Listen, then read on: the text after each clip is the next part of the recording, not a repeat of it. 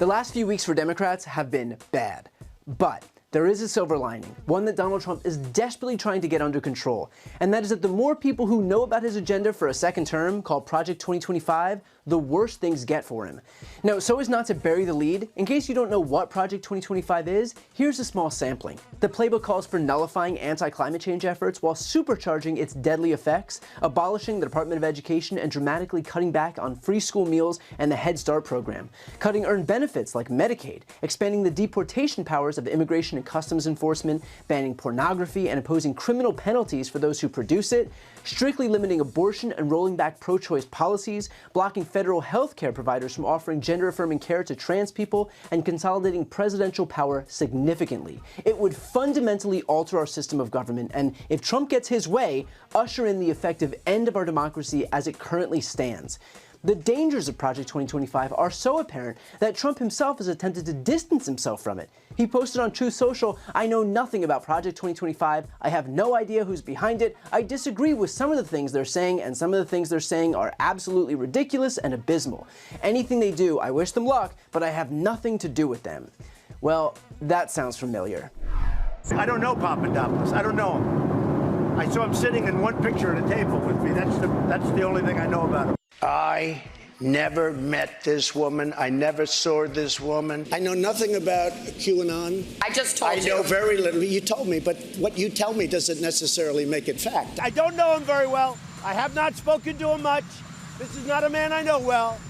Seems like a nice guy, though. Donald Trump's age-old, I hardly knew him defense. When things get icky, sticky, Trump's suddenly a stranger to whoever it is in the crosshairs. He's barely met the person. He doesn't know anything about them. Never heard of them. That same defense popped up again over the weekend. This time it wasn't a person who'd once worked for him, but to an entire radical agenda laid out by Trump's closest allies, which includes eliminating the Department of Education, criminalizing abortion medicine, and installing an army of loyalists to replace those serving in federal agencies. We've covered it on this program before. We're talking, of course, about Project 2025. It is a 900-page blueprint for the next Republican administration, an extremely detailed, full-scale reimagining of something Steve Bannon said at the beginning of the first Trump term, right? The annihilation of the administrative state. It's Trump's plan for how the federal government would operate if he continues to listen to these allies.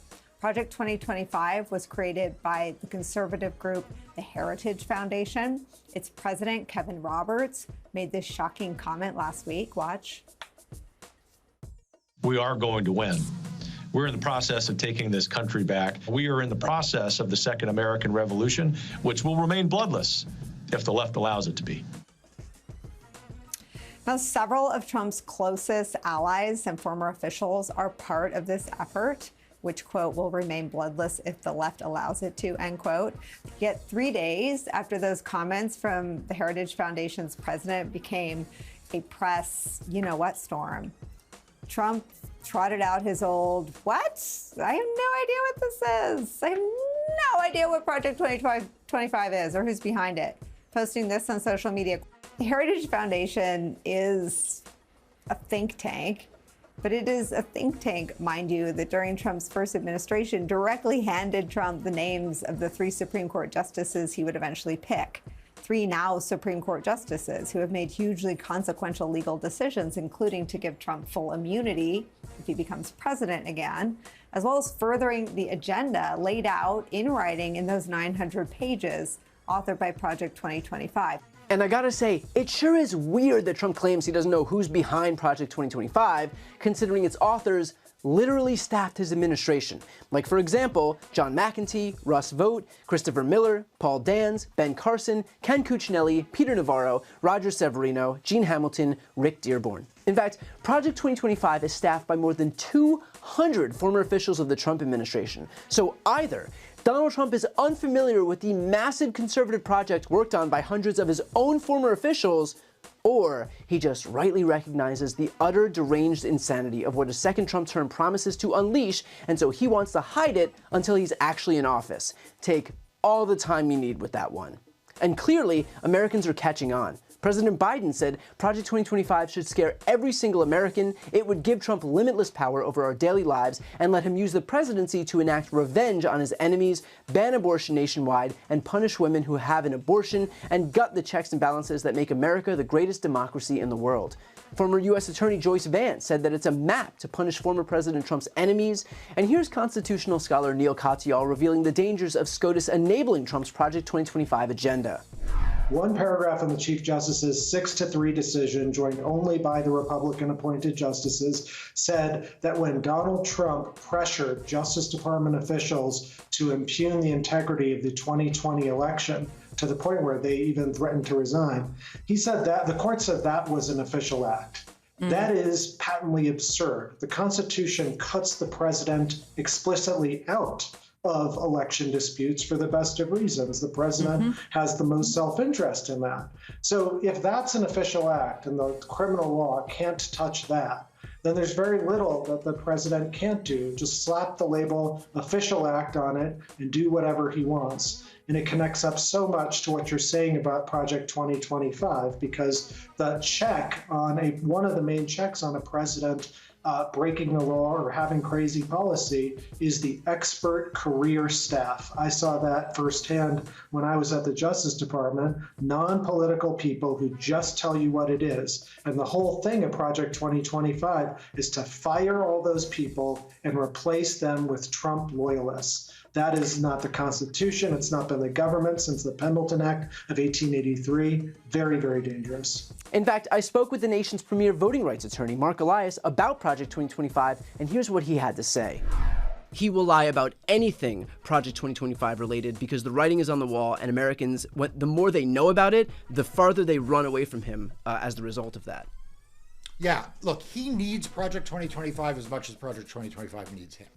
I mean, Project 2025 is to try to make more efficient the evil things that Donald Trump wants to accomplish when he's president. It is to make it more efficient to penalize ordinary Americans, to take away women's reproductive health. Right? It is to ruin our economy. It is to make it more efficient on policy, but it is also to make it more efficient with respect to personnel and actions. It collapses the power of the executive branch into one man, into him. It creates a database of people who will disregard their oath of office to the Constitution of the United States and be loyal only to him and him alone, to remove any guardrails against him executing a ruthless plan of retribution and revenge against his political enemies. People are associated with Project 2025. They are not hiding what they are trying to do. They are bragging about it. Donald Trump is minimizing it because he figures he's got 4 months to get through before he can embrace it and he can execute it. So look, I get that the whole world wants to talk about Joe Biden.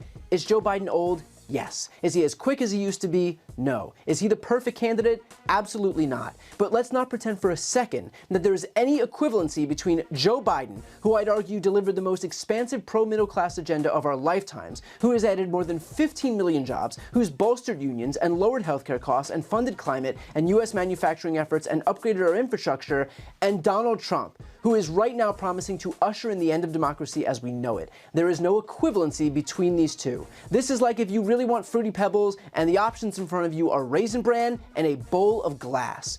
So when you cast your vote in November, you will see Joe Biden's name at the top of the ballot. But remember, this is not about Joe Biden. This is about you and the country you want to live in and the freedoms you want to preserve. That is what you're voting on, and what Republicans are desperate to make you forget.